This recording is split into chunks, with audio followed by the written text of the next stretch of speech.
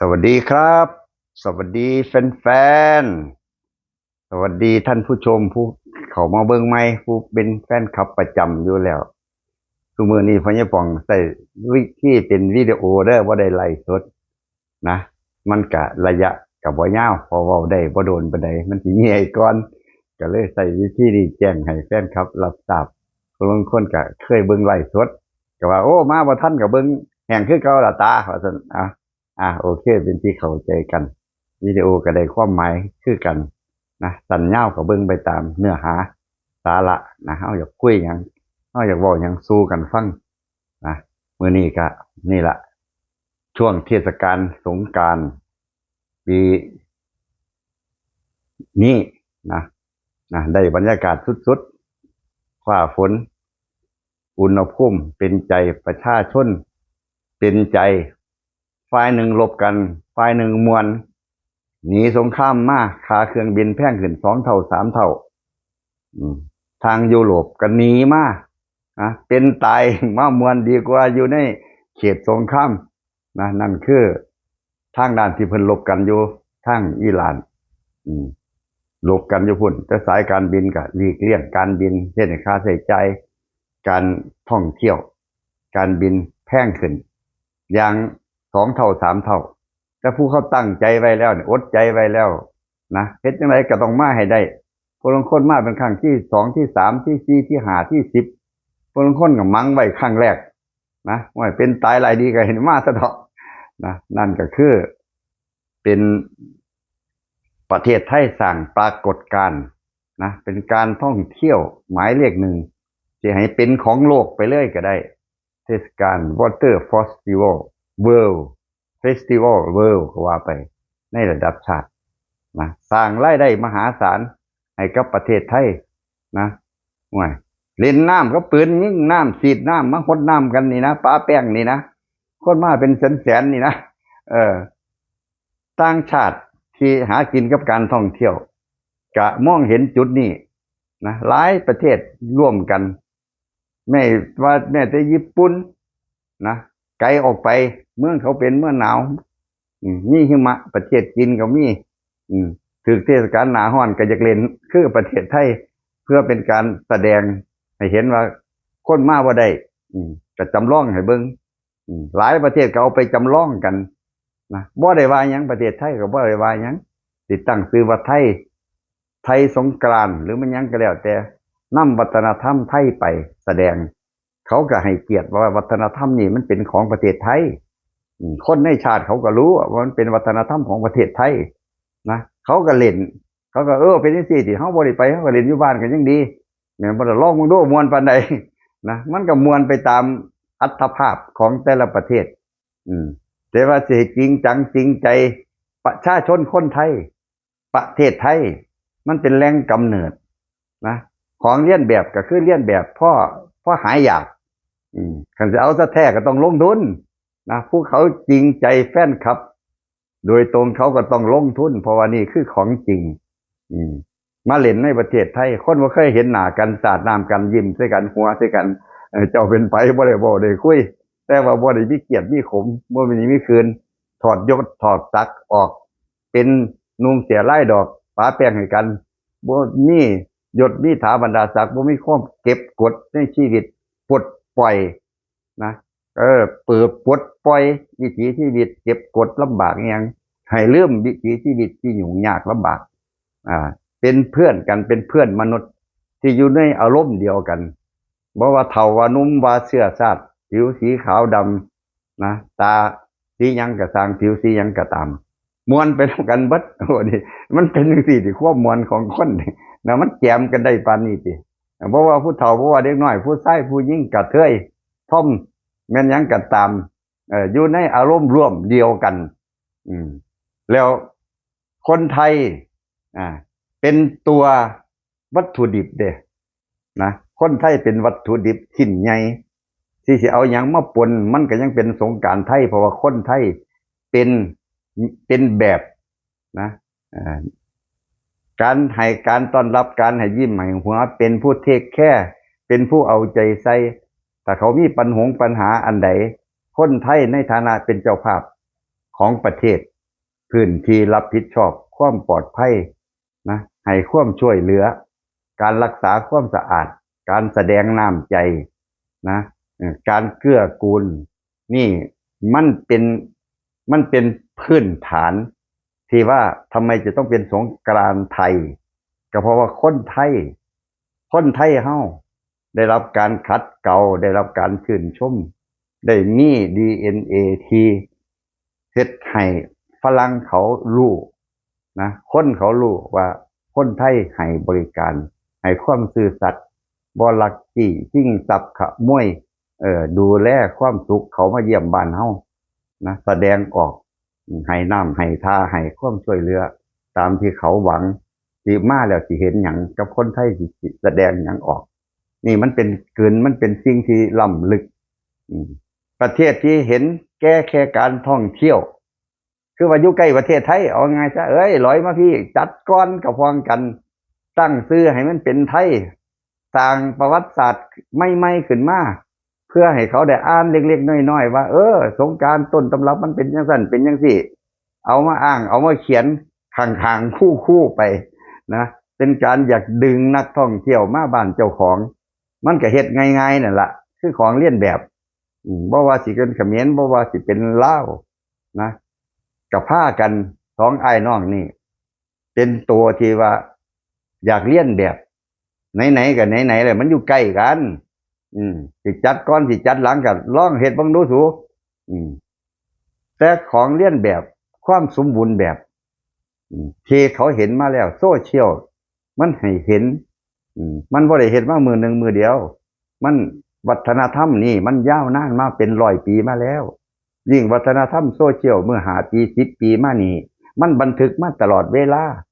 เบิ่งมาเด้อ10 ปีที่แล้วเป็นยังไงวิดีโอขึ้นจอ YouTube นี่แล้วตั้งแต่10 กว่าปีมาแล้ววิดีโอมันยังค้างอยู่มันยังเป็นฟุตปรินท์อยู่มันมวนขึ้นทุกปี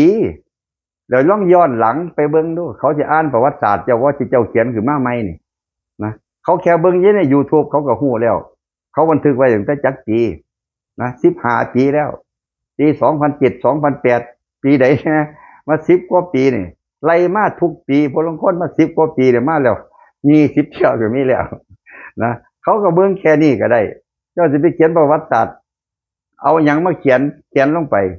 นะสิบ่ว่าเขมรบ่ว่าสิไปเอารูปอยู่ในกำแพงหรือประเทศลาวนะก็เล่นคือกันแต่บ้านเขาก็เคยเล่นในทำนองของตัวเขาเองมันบ่ดังคือคำว่าสงกรานต์ไทยสงกรานต์เขมรก็ยังเสนอโฉนดนำนะก็ซื้อเจ้าของก็ต้องมาเปลี่ยนเป็นสงกรานต์นะให้มันว่าให้เขาได้รวยมาบ้านเจ้าของหายังมาตัวหายังมาเติมเอาความขาดตกบกพร่องของผู้เลียนแบบน้ำสิเอามาเล่นกับว่ามีตั้งแต่แป้งเอาน้ำรถ10 ล้อเอารถดับเพลิงมาหดพ่อมันได้เปียกแดนะถึงให้การเรื่องประหยัดน้ำกระพองกันความบ่เต็มเม็ดเต็มหน่วยนะอารมณ์ร่วมของคนในสังคมของเจ้าบ้านก็บ่ได้มีเอกลักษณ์ที่แท้จริงนะมันมาจากน้ำใจการแสดงออกนี่คือน้ำใจนะคือความพร้อมมูลนะบ่แม่นจั่วเล่นสงกรานต์ก็สิมาเล่นสงกรานต์อย่างเดียวมันต้องมีที่พักมันต้องมีอาหารหลังจากเขาเล่นมันต้องมีความปลอดภัยมันต้องมีความสะอาดแต่ละมื้อเล่นแล้วเขาเก็บเรียบปิดตื่นเช้ามาเนี่ยถนนแจ้งจางปางเอากันไหมยามมื้อคืนดึกดื่นแล้วจากสงกรานต์เขามาเก็บทำสะอาดนะเนี่ยแต่ละมื้อมันสิใหม่อยู่เสมอเขาให้การต้อนรับตั้งแต่สนามบินเป็นต้นมาเป็นไดล่ะสนามบินเตรียมเรียบสนามบินเตโชผู้ยิ่งใหญ่หมายเลข3ของโลกสร้างเฟสแรกต้องให้รับนักท่องเที่ยวได้10 คนต่อ10 ล้านใน1 ปีเงียบยิบสนามบินเตโชเพิ่นตอนเพิ่นสร้างเพิ่นว่าจะเอาใหญ่กว่าสุวรรณภูมิเอาใหญ่กว่าสิงคโปร์ให้เป็นหมายเลข1ในอาเซียนเฮ็ดใหญ่มันเฮ็ดได้อยู่แล้วเฮ็ดใหญ่แต แต่ว่าคนไปบ่ล่ะคนไปกินหมูกระทะก็ไปไหว้พระเพราะฉะนั้นเกณฑ์ใช้บ้านไป หลังจากนั้นมิดอิงติ้งระบบเอาไปเอามาสนามบินเตโชนี่ค่าบำรุงรักษาค่าเฝ้าบำรุงมันบ่กลุ่มค่ากับสนามบิน คนไปใส่มือแล้วบ่พอเมินสนามบินวางแผนไว้ว่าคนจะไปใส่ปีละ4 ล้าน 5 ล้านเดือนหนึ่งมันก็ต้อง400,000 500,000มื้อหนึ่งมันก็ต้องเป็น2-3 หมื่นคนเห็นบ่มันจังพอสิเป็น400,000 500,000อันนี้มือละ1,000 กว่าคนน่ะย่อมแยมว่ามันพลังงานหลายกว่านักท่องเที่ยวมันก็เริ่มห้างขึ้นมาห้างแล้วค่าบำรุงรักษาค่าเปิดแอร์เจ้าเด้นะแต่ถ้าค่าเปิดแอร์ก็บ่กลุ่มค่าคนไปใส่สนามบินแล้วค่าใส่ใจที่มันจะต้องรั่นนะในธุรกิจค่าแสงไฟค่าบำรุงรักษาค่าหยังเป็นภาระให้กับรัฐบาลบ่ได้เป็นรายได้ให้รัฐบาลแล้วรัฐบาลเกิดหยังขึ้นก็เกิดจากความมักโลภมักใหญ่ไฟสูงสร้างศัตรูรอบทิศนี่แหละอานิสงส์มันจะเกิดขึ้นอย่างไรจากการสร้างศัตรูกับประเทศไทยกับประเทศเวียดนามไผที่แข็งแกร่งกว่ากันล่ะขี้น้ำออกมาแล้วบ้านเจ้าของก็เลยเป็นบ้านนักเลงบ้านที่ไผไปแล้วบ่ปลอดภัยเป็นอันตรายนะเขาก็มองเห็นกันแล้วเจ้าไปโปรโมทยังไงมันก็บ่เกิดเพราะว่าหยังเพราะว่าบ้านเจ้าค้าขายทำมาหากินด้วยการต้มตั๋วหลอกลวงนักท่องเที่ยวด้วยเที่ยวไปเนี่ยนะเขาไม่ได้ไปเที่ยวเขาไปเขาว่าเขาไปติดคุกราคาเครื่องบินสิเชิญชวนประเทศจีนมาก็ว่าประเทศจีนสิมาไปเขากับแอปชั้นนำท่องเที่ยวเขาอย่าง trip.com ที่มีชื่อเสียงในการท่องเที่ยวของประเทศจีนเอาไปเอามาชาวจีนเขามาเบิ่งง่ายบ่มันสิเอาข้อมูลกูไปล่วงสิบ่มันหลอกกูไปค่าลิบินถึกแต่ว่าขากลับต้องได้ซื้อเสียค่าประกันเป็นแสนเป็นล้านถึงสิได้กลับบ้านเด้อข่าวอยู่ในบ้านเจ้าของมันมีแต่เรื่องแย่ๆเร็วๆนะไปเอาเขามาต้มตุ๋นเอามาเล่นการพนันเอามารีดมาไถบ่มีเงินก็ต้องกักตัวไว้เก็บตัวไว้เรียกค่ามัดจำเรียกค่าไทยตัวเห็นบ่มันเป็นกระแสข่าวโซเชียลการทำตัวพอดีโซเชียลมันเป็นตัวประกาศให้เห็นทันทีนี่คือการประชาสัมพันธ์ระดับโลกที่มันเกิดขึ้นที่บ่มีค่าใส่ใจแล้วมันก็เป็นความจริงนะเป็นจริงที่โต้ล้อต่อเถียงกันไม่ได้โปรโมทบ่ได้บ่มีผู้ใดสิสกัดได้ความจริงตัวนี้นะมันเป็นความเสื่อของมวลชนนั่นแหละก็คือว่ารัฐบาลมันหมดหนทางแล้วถ้าเจ้าว่าซื่อสัตย์ไม่ตรงไปตรงมาสักอย่างเดียวคนเดียวคนธรรมดาก็สามารถเฮ็ดให้ประเทศชาติล่มสลายได้จากความตรงไปตรงมาของประชาชนที่เขาสื่อสารเข้าไปหากันรัฐบาลคุมบ่ได้นั่นคือเสรีภาพที่รัฐบาลบ่เห็นมูลค่าของคำว่าเสรีภาพเว้าถึงในประเทศจีนเว้าถึงในกัมพูชาในประเทศลาวบ่เห็นความสำคัญของเสรีภาพเสรีภาพมันสร้างชาติสร้างความเชื่อมั่นสร้างความสุขให้กับประชาชนมีอยู่มีกินมันถึงจะพัฒนาประเทศนะบ่ว่ากดเหงคมคูบังคับสิเอาเงินเขามาให้รัฐบาลเป็นผู้สั่งมันเป็นไปไม่ได้ก็เห็นแล้วชัดเจนยิ่งอยู่2 ประเทศนี่แหละที่ขาดเสรีภาพเป็นอย่างยิ่งตั้งลงไปตั้งชื่อว่าเสรีภาพตั้งลงไปว่าได้มาจากการเลือกตั้งแต่เบื้องหลังมันได้มาจากการกดขี่ข่มเหงข่มขู่คู่ต่อสู้ฝ่ายค้านเจ้าของในที่สุดมันก็นำเสนอออกมากัมพูชาผู้นำร่ำรวยมั่งคั่งติดอันดับโลกก็ว่าได้แต่ประชาชนเป็นทาสรับใช้เหมือนกับในอดีต50 ปีมาแล้วก็ยังให้เขาเป็นยังสั่นอยู่บ่เห็นมูลค่าเขาเห็นว่าเจ้าของมั่งนี่มั่งคั่งตีสนิทนะเย่อหยิ่ง ทำเหมือนกับว่าตัวเองเป็นเรตติ้งมหาเศรษฐีผู้เป็นเจ้าของประเทศนะสามารถบังคับประเทศนั้นสร้างประเทศนี้ได้เออเศรษฐีข้างบ้านก็ใช้เกมการเมืองกลการเมืองเอาความสามารถเอาความร่ำรวยส่วนตัวมาบังคับแล้วในที่สุดประเทศเขาก็ยังเป็นประเทศฐานะของประเทศไทยกับประเทศกัมพูชามันคนละชั้น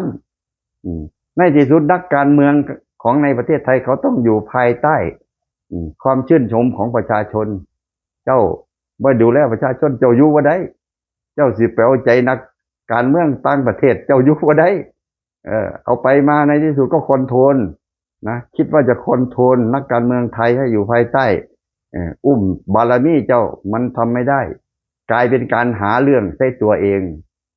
ทำให้เกิดทั้งประเทศละสำละสายขาดเสถียรภาพความมั่นคงในทุกด้าน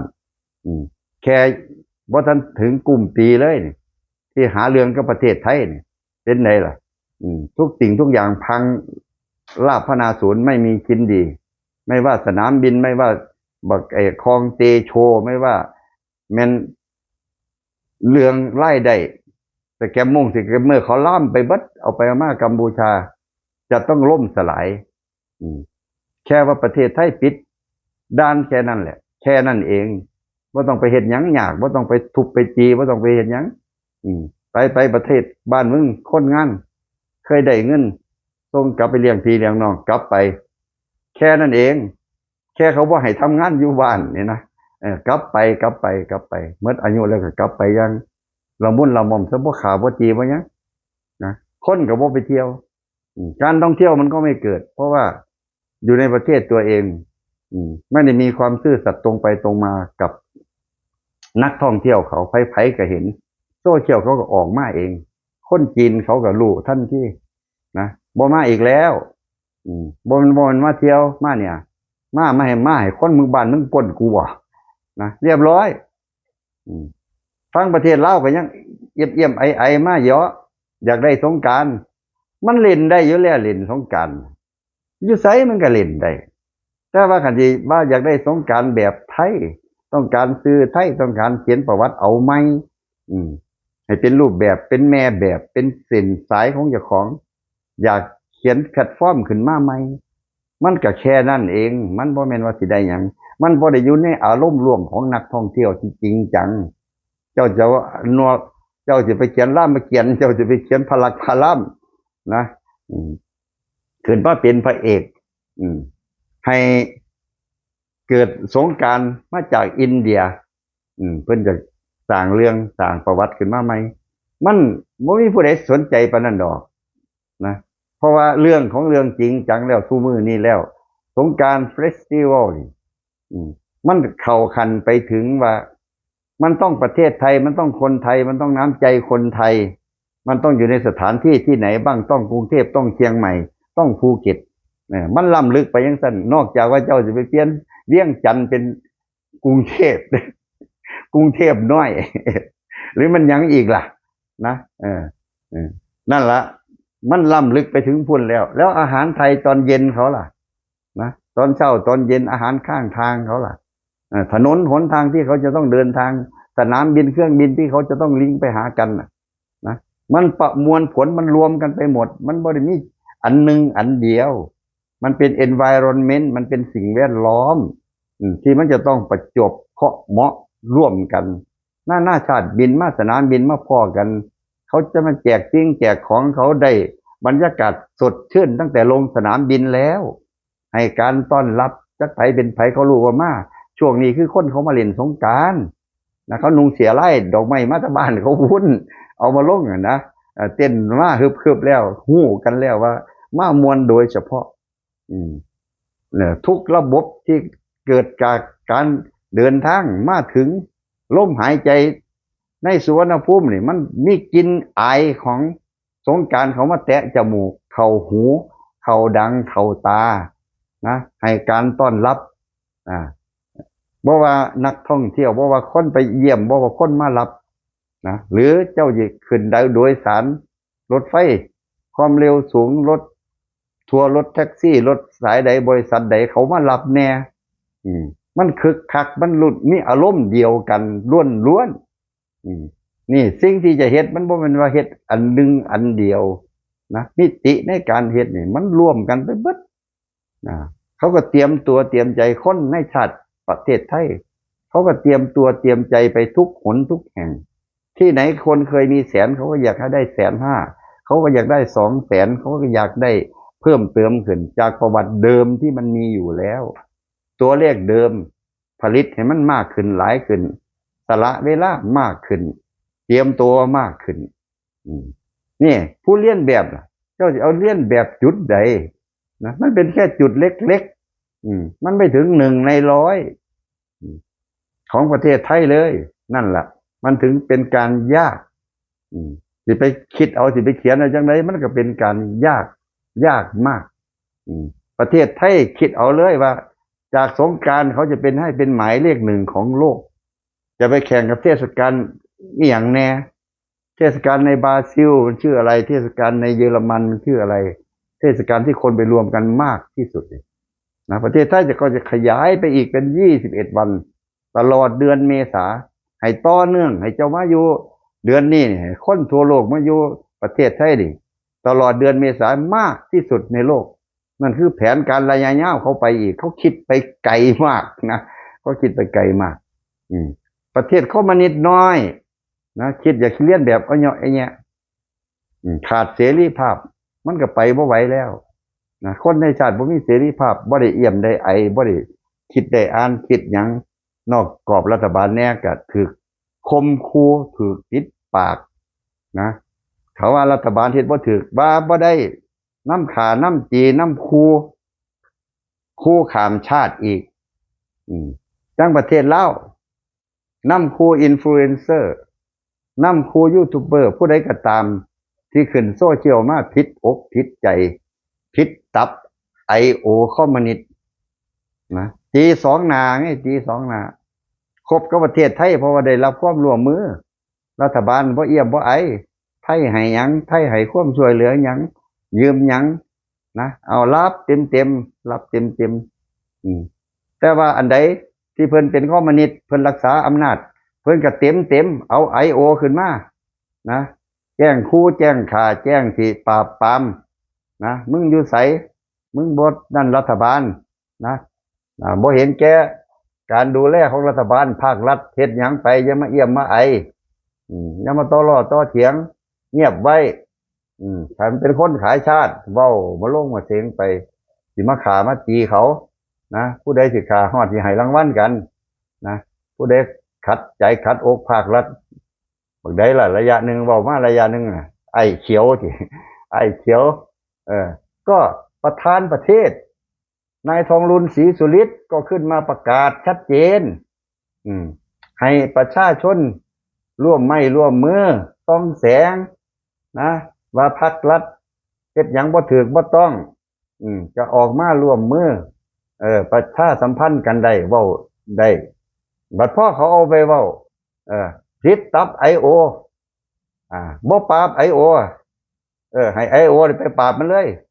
แสดงว่ากูเว้าไปซื่อกูเว้าเล่นๆกูเว้าเล่นๆนะดูอย่ามาแย้มนะทำเป็นเสรีภาพจอมปลอมนะสิมาคูมาขาข้ามแดนข้ามชายแดนข้ามประเทศไทยเขาเป็นประเทศเด้อประชาธิปไตยในประเทศไทยมีกฎหมายเข้มข้นเข้มแข็งตรงไปตรงมากว่าในประเทศลาวเยอะบ่ได้เห็นแก่ว่าคนภาครัฐกูต้องปกป้องคนเอกชนกูบ่ปกป้องประเทศไทยบ่เป็นซั่นเขาใช้กฎหมายเดียวกันนะเจ้าสิเป็นลูกบ้านนอกบ้านหน้าลูกคนยากคนจนกฎหมายเขาก็มีให้ควบคุมดูแลความปลอดภัยเหมือนกันไม่ว่าคนชาติไหนมาอยู่ในประเทศไทยบ่แม่นว่าลาวสิมาฆ่าลาวนำกันสบายตามใจเด้อ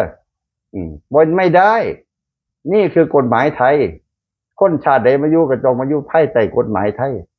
บ่ว่าอยากมานำมาฆ่ามาตีกันเขมรตีกันลาวตีกันไทยบ่จับบ่แม่นเด้อบ่แม่นนะเขาต้องอยู่ในระเบียบกฎหมายทั้งหมดสิมาเฮ็ดเอเลอาล่าไม่ได้สิมาล่วงเกิน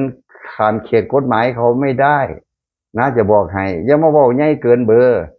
IO ลาวเนี่ยเฮ็ดได้ในประเทศลาวเพราะว่าเจ้านายใหญ่ๆโตสูมันให้ท้ายนะเจ้านายให้ท้ายเอาเลย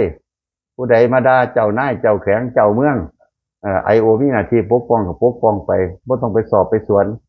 นะนั่นเจ้านายมันให้ท้ายแต่กฎหมายไทยเขาบ่ได้ให้ท้ายเจ้านายลาวกฎหมายไทยเนี่ยเขาไม่ได้ให้ท้ายเขาไม่ได้ส่งเสริมสนับสนุนบักใดมาเบอร์ใหญ่อยู่ประเทศไทยมึงเจอนะเนี่ยแต่ว่าเว้าใหญ่ขามชาติไปปานนั้นสิบอกให้นะไม่มีใครปลอดภัยถ้าเจตนาไม่ดีแล้วมาอยู่ในประเทศไทยเจตนาที่จะทำอะไรไม่ดีไม่งามในประเทศไทยนี่สายสืบนักสืบของไทยเขาจริงจังรู้ตัวชัดเจนรวดเร็วว่าเห็นดิเขียวม้อยปนบ้านปนเมืองจากประเทศลาวมาหนีมาประเทศไทยเขายังจับให้เขายังส่งขึ้นไปให้อยู่ในประเทศลาวจับบ่ล่ะมึงคิดว่างามมาประเทศไทยมันสิมุมมันมุมบ่ล่ะก็นั่นแหละ จะบอกให้เลยมึงสิเป็นคนซัวสำหรับประเทศไทยหรือซัวสำหรับประเทศลาวมึงเข้ามาประเทศไทยมึงไม่รอดนะจะบอกให้ขี่ลักขี่กระม้อยเอาไปเอามาเห็นบ่ล่ะลักมอเตอร์ไซค์ขามโขงเขาก็รำคาญกับเฮ็ดให้เบิ่งเสียบ้างนะมันรำคาญนะตายนี้จากลูกจากเต้าก็ไปให้น้ำกันเอานะมันสมควรไหมล่ะนั่นละยัสวาไทยเขาว่าเฮ็ดว่าจะสวาไทยเขาไม่ถึงมือไม่ถึงนะเขาว่าได้ขี่คุยดอก แต่กฎหมายเขาต้องรักษาแน่นอนดีบอกให้เลยอย่ามาเที่ยวข่มขู่ข้ามชาติมันคนละเบอร์ก็ประเทศไทยมันคนละเบอร์กันเลยดีบอกให้แล้วจะไม่ให้ท่านเป็นใหญ่เป็นโตในประเทศเขายิ่งตัวเองคนมวลมากมารับจ้างไปด้วยนะบ่ได้มามีเกียรติมียศบ่ได้มาแบบพญาธรรมเลยบ่ได้เอาเครื่องบินลบบ่ได้เอาเรือลบมาจอเอาไทยเลยว่าเพิ่นสิมาหาเว้าใหญ่ได้ภาษาลบหนีไส้แดนเขามาหาทำมาหากินอยู่ซื่อๆที่มาหาคุยเบื่อยังไงให้คนไทยเขาฟังหนวกหูมันไม่ใช่เข้ามาเมืองไทยคือโอกาสอันดีของตัวเองแล้วก็ทำตัวให้มันสงบเสงี่ยมตั้งหน้าตั้งตาทำมาหากินส่งเงินกลับบ้านให้ครอบครัวได้อยู่ได้ใช้นั่นคือเบอร์ของคนลาวที่มาทำงานในประเทศไทยเบอร์มันบ่ใหญ่ปานนั้นนะเพราะฉะนั้นต้องรู้จักการเตรียมตัวนี่คือความสุขสวรรค์มันมีให้คนทุกชั้นมาอยู่นะตัวเองไม่ได้เป็นเทวดาแต่มาอยู่สวรรค์ก็มารับใช้เขามันก็ยังได้อยู่ได้กินนะโอเคนี่ก็เป็นการเว้าสู่ฟังในเทศกาลสงกรานต์สิม่วนสิซื่นสิถือเงินถือทองกลับบ้านนะสิไปกลับไปบ้านด้วยเงินหมื่นเงินแสนเป็นการฉลองกับโอเคยินดีทุกคนขอให้สงกรานต์นี้ตลอดช่วงเวลามีความสุขได้ฉลองความสุขในรอบปีสวัสดีทุกคนครับ